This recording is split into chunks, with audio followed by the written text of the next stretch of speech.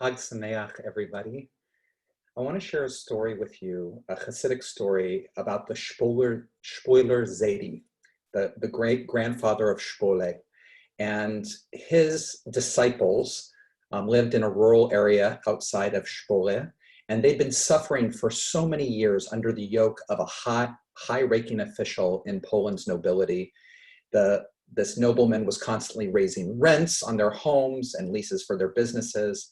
But more than that, he would just do these anti-Semitic twists. He would make Jews that were indebted to him sing and dance in front of his aristocratic friends during parties so that they could laugh and have entertainment.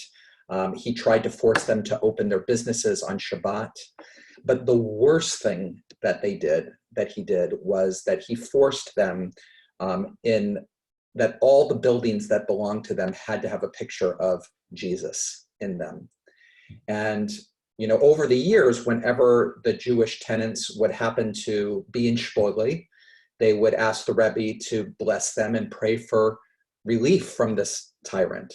But this thing about posting the pictures of Jesus everywhere, this was unthinkable. They all came at one point to the Rebbe, and when he heard about this, he was just furious. He said, I've waited a long time for this wicked man to change his ways, and this is the last straw. He has to be taught in a lesson. It's time for him to hear the Aseret HaDibrot, the 10 utterances, the 10 commandments. And his Hasidim, his disciples that were circled around him, were astonished by his words. They had no idea what he had in mind. But before anyone could ask or figure out what it was, the Rebbe started speaking again. He said, listen carefully, this is what you must do. I know that every year on Shavuot, you all travel from your homes, from your rural places to the large city to be with a large congregation.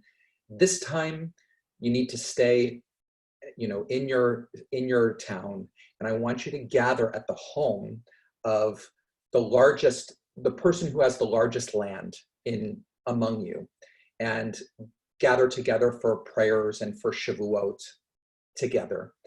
And before the holiday, send out a invitation to the Poretz, to this lord of the land, and tell him about your arrangements and invite him to come and hear the festival morning prayers and to invite all of his friends. And for you, I want you to prepare yourselves and purify yourselves properly for the occasion of receiving the Torah. And I will also join you. So go home in peace now. And the people were like blown away. What? Stay at home? Invite the Poretz? They quickly got everything ready. They couldn't wait to see what was going to happen. And the villagers who went to invite the landlord got this pleasant surprise, which is he was delighted. He thought, oh my gosh, this is going to be a blast. I can have a party. I'll invite all my friends to see these Jews singing their prayers and making fools of themselves. And he immediately dismissed them and got all of his Polish aristocratic friends, and they prepared to be together for a highly amusing surprise. Now, the Shpoiler Zaidi arrived on the morning of Erev Shavuot with a lot of his disciples accompanying him, and they quickly realized that there wouldn't be enough room on the farm for so many people. So the Rebbe told them to go up to this nearby hill right up there and raise a large awning there, which they'll set up a platform for the reading of the Torah. Well, Shavuot morning arrived. The grassy lands around the hill were flooded with Jews ready for the holiday, and also a significant number of dukes and counts and lords and other wealthy landowners and nobility in the region. They also waited eagerly, looking forward to the special surprise that their host had promised them. And the Rebbe approached the platform to lead the prayers. And a hush fell over the assembly, and the Jews began to pray with enthusiasm. And the Gentiles, seeing this man with a long beard covered from head to toe with an oversized white shawl with these strings dangling off of him, chanting loudly the words to his prayers, and all his limbs seemed to be shaking and trembling with great emotion. They all laughed. They thought it was hilarious. But when he called out in an impressively powerful voice, Shema, called out the whole Shema Yisrael, their laughter stopped immediately. There was a huge hush that went over the crowd. And they started to tremble. They were gripped in terror. How could this puny little Jew suddenly make them afraid? But they couldn't shake off the mood as the Zayd's voice continued to reverberate around the hillside. And a few minutes later, the praying Jews also stood absolutely silent. The repetition of the Amidah prayer was followed by a joyous singing of Hallel. The festival joy was palpable, and the Rebbe signaled afterwards for the Torah scroll to be brought and rolled it to the proper place for the 10 Commandments, to Parshat Yitro for the Torah reading. And he gazed around at the surrounding crowd and slowly swiveled his head. And it was clear that he was searching for someone. And finally, his eyes rested upon a very tall, distinguished-looking man who nobody else seemed to know.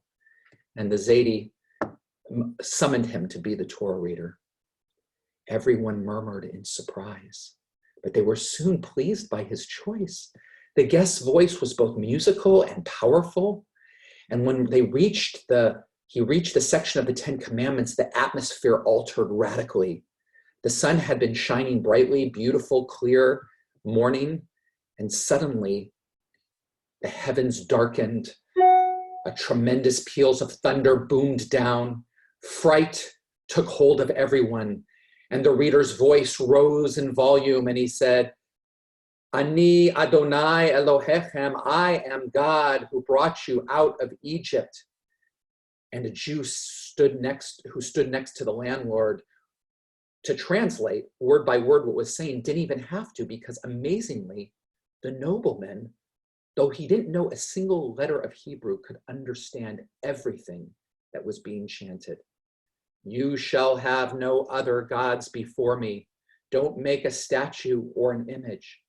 And immediately the Lord trembled as he thought about how he had demanded the Jews to put the picture of Jesus up on their walls.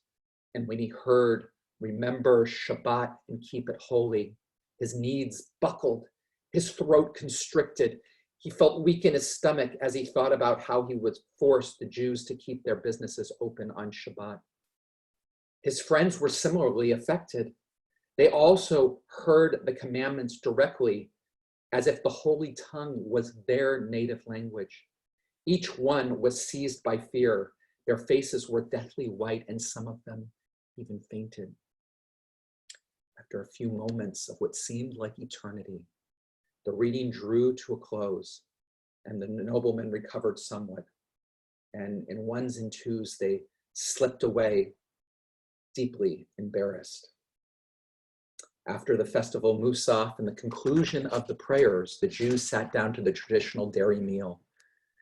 And the Spoiler Zaydi was now asked to explain what happened. The exalted Hasidim listened attentively. And he said, I assure you that landlord and the rest of these noblemen will remember for the rest of their lives how they heard the 10 Commandments here today, and they will never afflict you again.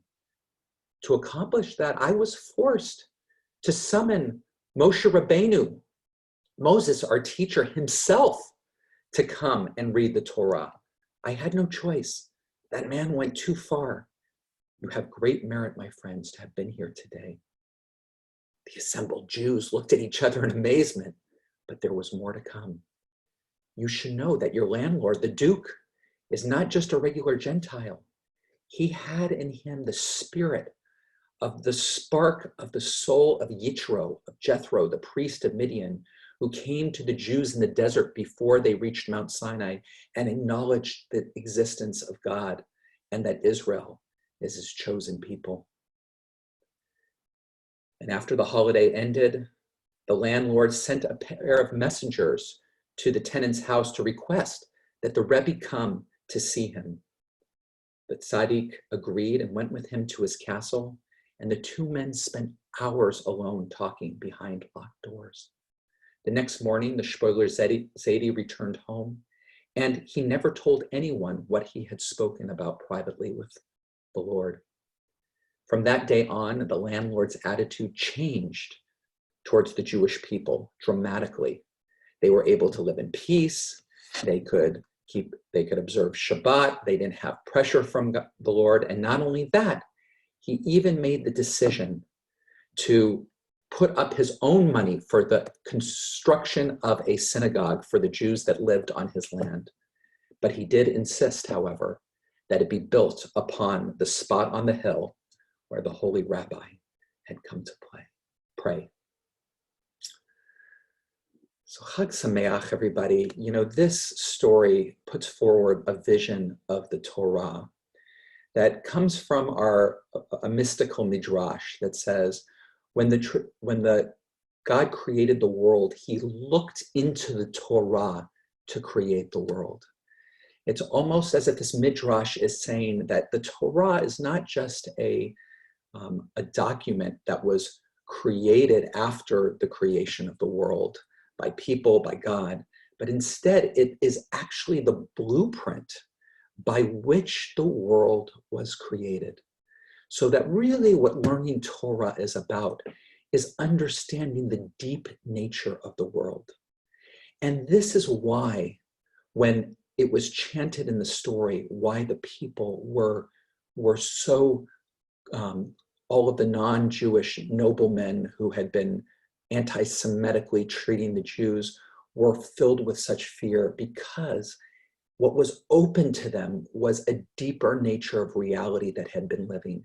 And they realized in that moment that they were not living according, that they were violating the very fabric of reality. And that was the embarrassment and the shame, and for the landowner, the desire for deep teshuvah, to be able to bring back. It's part of why the 10 Commandments, it's not actually translated as 10 Commandments. That would be the Aseret Vot. This is instead the Aseret Hadibrot, the 10 utterances, the 10 expressions of reality in the deepest way.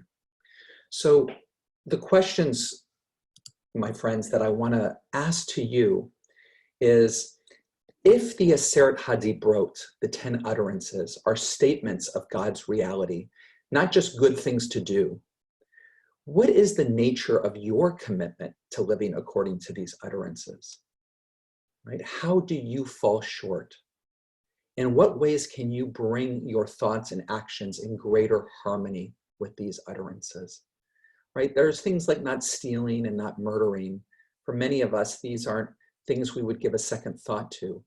But when it comes about remembering Shabbat and keep it holy, how holy is your Shabbat? How much do you make it be that place where you truly connect with God's creation? When it says not taking God's name in vain, what does that mean as far as your relationship to idolatry, to pursuing things that aren't really worth your time? When it comes down to coveting what another person has, how committed are you to be focused on the blessings of your own life? The second question is, in the story, the nobleman makes teshuvah, not only by ceasing his bad behavior upon the Jews, but actually building a synagogue for their worship. Is there any teshuvah that is necessary in your life, or that you see needed in the world today, that goes beyond apologies and instead is an active healing and fixing of something that is broken? I hope you'll be able to discuss these questions with friends and family, and be able to renew, all of us, our relationship to Torah in another year of a new revealing of the deeper nature of who we are and what this world is about. Chag Sameach.